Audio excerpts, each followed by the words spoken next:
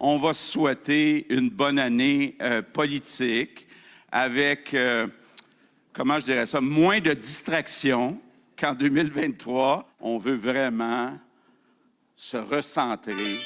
Se recentrer avec moins de distractions, c'est le souhait de François Legault pour la reprise des travaux en 2024. C'est le message qu'il a livré à ses troupes lors de sa première apparition publique de l'année. Est-ce que ce sera suffisant? Et pourra-t-il vraiment éviter les déclarations à l'emporte-pièce qui ont parfois placé son gouvernement sur la défensive? Voyons voir ce qu'en pensent mes collaborateurs. Alec Castonguay est animateur de Midi Info à Ici Première. Chantal Hébert est chroniqueur au Toronto Star et au magazine de l'Actualité. Et Michel Séauger est analyste politique à Radio-Canada et à la presse. Bonjour à vous trois. Bonjour. Michel, est-ce que c'est ce qu'il faut? Est-ce que c'est tout ce qu'il faut pour réussir à replacer la CAQ sur les rails et à éviter les problèmes à M. Legault? Il faut qu'il se recentre, oui. Le problème, c'est comment on se recentre. Et quand il a dit, voici nos priorités, c'est toujours les mêmes 5, santé, éducation, économie, identité. Tout ce qu'un gouvernement provincial fait au Canada tombe dans ces têtes de chapitre-là. Alors, il n'y a pas de priorité. Donc, quand on les a toutes, on n'en a aucune. Alors, il va falloir qu'il, justement, choisisse les priorités et qu'il s'y tienne. C'est peut-être le début de l'exercice, mais ce qui lui aura fait mal beaucoup au cours de la dernière année, c'est de s'épivarder dans toutes sortes de priorités. Et à un moment donné, des déclarations intempestives, souvent du premier ministre lui-même, d'ailleurs, qui ont nui à la situation, puis qui ont fait que ça donnait une impression de désordre. Le manque de discipline à certains moments, Alex, c'est ce qu'on a l'impression. Si on réinsuffle un peu de discipline dans la machine, est-ce que c'est assez pour repartir sur un nouveau droit? Ben, le manque de discipline dans les choix aussi. C'est pas tant les déclarations comme quand on décide de hausser les salaires des députés, donner une subvention aux Kings de Los Angeles, réactiver le débat sur le troisième lien qui était enterré. C'est pas juste une phrase au détour d'une conversation. Là. C'est quand même des politiques publiques qu'on a choisi de mettre de l'avant, qui n'étaient pas les bonnes au bon moment, qui ont causé des distractions. Donc oui, si on est plus discipliné dans le choix de ce qu'on met de l'avant, ça va aider. Mais il y a beaucoup de bons plans de match en politique comme ceux-là qui se sont échoués sur la réalité des événements dans les mois suivants. Exécuter en politique, c'est très compliqué. Et là, je regarde les prochains mois, ça semble pas tout à fait réglé avec certains syndicats de la fonction publique. Je pense aux infirmières, mais même du côté des professeurs, là, ça passe. Si ça passe, ça va être très, très serré. Les finances publiques se détériorent rapidement, notamment en raison des hausses de salaire à la fonction publique, mais aussi parce que l'économie ralentit, parce qu'Hydro-Québec va verser moins de dividendes au gouvernement. C'est bien améliorer les services en santé et en éducation, mais il y a pas mal moins d'argent qu'il y en avait au début du mandat pour être capable d'y arriver. Alors ça aussi, il faudra faire des choix difficiles qui ne feront pas plaisir à certains électeurs. Donc, je pense que le diagnostic est bon et je pense que dans l'exécution, ce sera plus difficile que certains le pensent au gouvernement. Donc, bon diagnostic, le traitement est plus compliqué. Chantal.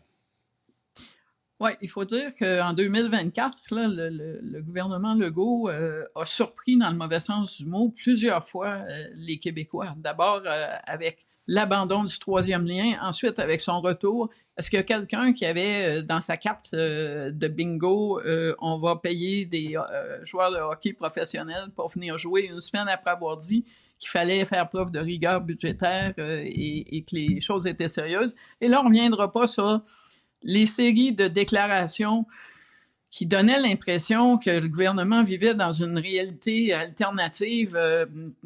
La veille d'une grève d'enseignants, Bernard Drinville qui demande aux professeurs de donner des devoirs aux enfants, comme si ça ne prenait pas un enseignant pour expliquer les leçons pour que les enfants puissent avancer en faisant des devoirs. Après ça, les déclarations du premier ministre sur les fins des grèves qui ne se produisaient pas.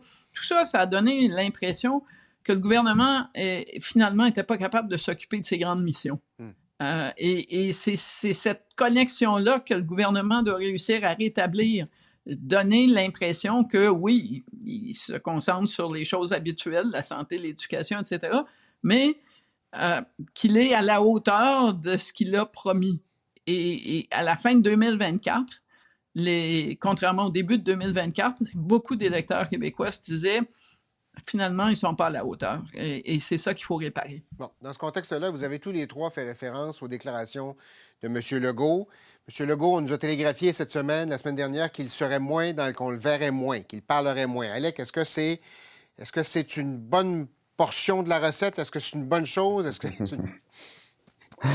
De là à dire qu'on le protège contre lui-même, il n'y a qu'un pas qu'on a pas que vous venez de mais c'est un peu franchir, ça quand voilà. même. C'est que François Legault a l'habitude de dire pas mal tout ce qu'il pense, pas toujours au bon moment. Ça lui donne un côté très authentique que les Québécois trouvaient attachant à un certain moment. On a trouvé cet automne que parfois c'était plutôt désagréable, donc on va essayer de le sortir au bon moment.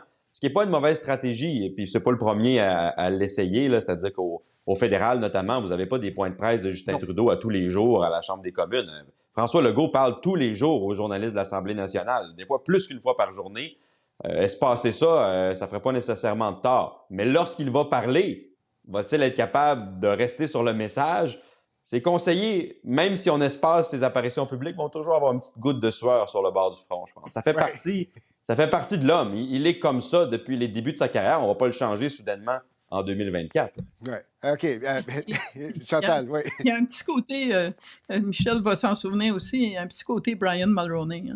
On aimait beaucoup couvrir M. Mulroney parce que c'était pas toujours évident ce qui allait sortir de sa bouche. Rappelez-vous, il avait déchiré l'accord de Charlottetown pour montrer sur une tribune, pour montrer ce qui allait arriver si les gens votaient pas pour ça. Et peut-être que M. Legault devrait porter ses lunettes plus souvent. Au moins, il enverrait un signal parce que M. Mulroney, ses conseillers savaient qu'il allait arriver quelque chose, probablement de pas bon, quand il enlevait ses lunettes et qui ouvrait sa bouche. Mais c'est vraiment, là, je regardais François Legault l'automne dernier, puis je me disais, c'est un peu comme couvrir Brian Mulroney. Chaque journée est une aventure grâce au premier ministre. Bon, j'ai vu Michel ricaner, clairement, vous vous souvenez de l'époque Mulroney, ça ressemble à ça. Oui. Absolument, mais il y a un autre grand philosophe qui s'appelait Joe Biden qui disait « Mon problème dans la vie, c'est pas que je dis ce que je pense, c'est que je dis tout ce que je pense. » Et ça s'applique un peu à François Legault. À un moment donné, il n'est pas obligé d'aller au-delà du message et il n'est pas obligé de répondre à toutes et chacune des questions, souvent hypothétiques, que nos collègues de Québec lui posent. Et il n'est pas obligé de passer par le grand corridor qui mène à l'Assemblée nationale. Si vous connaissez le building, il y a toutes sortes de façons de passer, de se rendre jusqu'au Salon Bleu. Alors, espacer ces rencontres avec les journalistes et ces opportunités de dire tout ce qu'ils pensent, là, ça l'aiderait effectivement. Mais il y a plus que ça aussi. François Legault reste quand même le meilleur atout de la CAQ. C'est pas son conseil des ministres n'est pas dépourvu de talent, mais il y a quand même pas demandez-vous demain matin si M. Legault décide de démissionner, qui va devenir premier ministre, il n'y a pas de réponse automatique là. Alors il faut quand même qu'il porte le ballon et peut-être moins souvent ça va aider. Dans le fond, c'est un exercice d'équilibre, pas simple, mais un exercice d'équilibre. Un autre qui essaye de mener un exercice d'équilibre, pas facile non plus, c'est Justin Trudeau à Ottawa. Lui aussi parle de recentrage, de revenir sur les priorités. Ça n'a pas été une extraordinaire session d'automne pour les libéraux fédéraux. On voudrait tourner la page cet hiver, évidemment. On semble, Alec, vouloir faire diversion un peu avec l'élection américaine. On a beaucoup parlé la semaine dernière de l'arrivée de Trump, équipe Canada, il faut se préparer. Est-ce que c'est la bonne stratégie? Est-ce que c'est vraiment avec ça que les libéraux sont en mesure d'établir un contraste, peut-être? Je pense pas que le mot diversion soit bon parce que je pense que ce qui va se passer au sud de la frontière est très important et que les Canadiens vont suivre avec attention ce qui se passe. Et ça, qu'on le veuille ou non à Ottawa ou à Québec, on en a parlé à Québec aussi, hein? Ça va être une année très, très importante en politique américaine. Donc, on va laisser beaucoup de plancher à la politique américaine dans les nouvelles. Et ça, c'est vrai à Ottawa comme à Québec. Qu'on se prépare dès maintenant, c'est une bonne idée. Parce que la dernière fois, on avait pris un peu de cours. Ben, c'est normal. Personne pensait ou presque que Donald Trump allait l'emporter. Donc, on s'est mis en mode rattrapage. Puis ça a pris du temps avant qu'on soit capable de peser sur la politique américaine avec tous les leviers, les gouverneurs, les assemblées dans les États, etc. Alors qu'on réactive le plan de match qui avait finalement porté fruit, c'est une bonne idée qu'on se prenne d'avance également. Est-ce que ça va fonctionner cette fois-ci? Est-ce que Donald Trump va être encore plus vengeur en revenant au pouvoir ou si au contraire, il pourrait changer de cible? On ne le sait pas. Mais vaut mieux être prêt.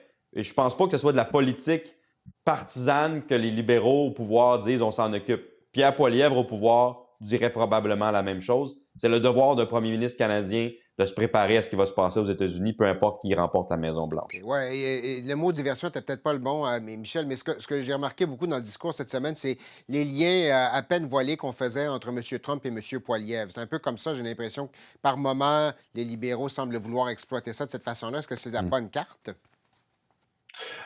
C'est pas la bonne carte dans le sens où je pense pas que les Canadiens voient M. Poilievre comme quelqu'un d'aussi imprévisible que M. Trump. Et c'est ça le problème pour le Canada d'avoir un président Trump. On l'a vu dans le premier mandat. C'est que voici quelqu'un qui peut se lever le matin, être fâché contre quelque chose et enclencher des discussions politiques qui n'étaient pas prévues. Ça, c'est fatigant pas mal pour un pays comme le Canada qui est très imbriqué dans l'économie américaine.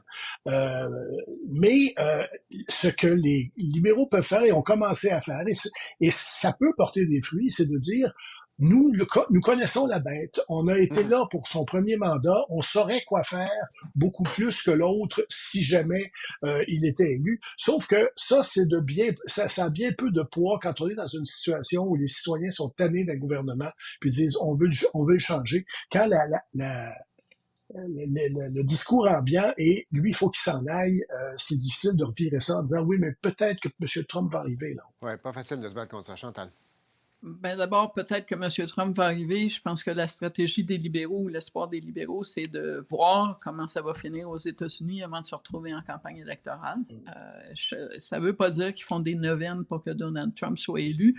À la question, est-ce que ça va être aussi pire ou encore pire que la dernière fois, je pense que la plupart des Canadiens pensent déjà qu'ils connaissent la réponse. Pourquoi? Parce que la plupart des adultes qui entouraient Donald Trump, première version, font campagne et disent aux gens de ne pas voter pour lui dans la version 2.0. Alors, ça veut dire qu'il va y avoir peu ou pas d'adultes autour de cet homme-là. Ce qui va se passer aux États-Unis d'ici au mois de novembre, c'est la chose qui va avoir le plus d'impact sur le Canada et sur la politique canadienne. Sans égard à ce qui va se discuter à la Chambre des communes, au projet de loi, au budget Freeland, c'est l'éléphant que tout le monde espère qui ne va pas rentrer dans la pièce. Pour Pierre Poilievre, le problème, c'est pas tant qu'il serait très différent de Justin Trudeau là-dessus, c'est qu'il y a une aile solide de sa formation qui est trumpiste. On l'a vu cette semaine en Alberta avec la première ministre de l'Alberta qui était assise avec Tucker Carlson et à peu près tout ce qui est de cette veine-là d'extrême droite. Et il y avait quand même, 8 plus 4, 12 000 Albertains qui se sont pointés, qui ont payé de l'argent pour voir ce spectacle-là. Alors, c'est sûr, avez-vous remarqué d'ailleurs, ça se passait en Alberta, il n'y a pas un député, même par curiosité, de Pierre Poilievre qui s'est pointé le bout du nez dans cet endroit-là. Il n'y en a aucun qui a écrit là-dessus. M. Poilievre non plus, sauf que, on ne peut pas se faire accroire des histoires, là. Ce sont des conservateurs en grande majorité qui se sont pointés, y compris la première ministre de l'Alberta. Et ça, les libéraux comptent un peu là-dessus, sur la méfiance que les Canadiens en général ont à la vue de ce qui se passe aux États-Unis versus l'existence de ce courant très visible dans le parti de M. Poilievre. Un mot sur le leadership de M. Trudeau. Tour de table rapide, je commence avec vous, Alec. Ken McDonald, le député ternevien d'Avalon, qui dit qu'il a atteint sa date de péremption. Bon, il a marché sur la peinture, là, il est revenu après. Je soupçonne qu'il n'a pas complètement écrit la note lui-même, mais qu'est-ce qu'on conclut de ces propos-là et de l'état du leadership de M. Trudeau? Oui, d'abord, quand on a une note qui dit « j'ai été mal compris » et qu'on a été si clair que ça à peine quelques heures avant, on n'a pas été mal compris. On s'est fait dire qu'il fallait marcher sur la peinture parce qu'il n'y avait pas beaucoup d'ambiguïté dans les propos de M. McDonald sur Justin Trudeau et la péremption de son gouvernement. Je pense qu'il y a bien des libéraux qui pensent la même chose que lui, qui ne le disent pas. Je pense aussi qu'il y a bien des libéraux qui se disent on n'aurait peut-être pas dû le dire sur la place publique parce qu'on n'a pas nécessairement rien pour remplacer Justin Trudeau. C'est l'autre problème. C'est-à-dire qu'on peut le penser, mais à partir du moment où publiquement tu le dis, c'est quoi la suite? Et quand tu n'as pas de suite évidente, il y a eu une certaine époque où Chrystia Freeland était vu comme une suite évidente. Ça fait extrêmement longtemps que je n'ai pas entendu parler de qui que ce soit chez les libéraux qui trouverait que Chrystia Freeland ferait un meilleur travail que Justin Trudeau à la tête de ce parti-là. Donc, ça va rester, je pense, un mouvement isolé parce qu'il n'y a pas de boule de neige à y avoir. Je ne vois pas où ça pourrait aller, un mouvement de contestation. Donc, il est rentré dans le rein, ça en est peut-être rendu compte lui-même. Il nous reste 40 secondes. Michel, Chantal ensuite. Michel. Les libéraux vont avoir M. Trudeau comme chef à la prochaine élection, pour le meilleur et pour le pire. Il n'y a pas personne qui attend dans l'allée. Et d'autre part, c'est quand même une situation pas banale pour le Parti libéral, qui a toujours eu une espèce de dauphin qui attendait, M. Turner, il y en a eu plein d'autres. Là, il n'y en a pas. Oui. Chantal? Si Justin Trudeau décide de partir, c'est lui qui va décider ça tout seul. Il contrôle complètement son parti. Mais la plupart des députés libéraux, je pense, se disent, s'il n'est pas casté, ça ne sert à rien qu'on se cale encore plus en se déchirant sur la place publique. Et c'est probablement sage. Effectivement. Voyons voir comment ça va se dérouler. Ça recommence demain à Ottawa, mardi à Québec. Alex, Chantal, Michel, merci beaucoup. À la semaine prochaine. Au revoir. Au revoir.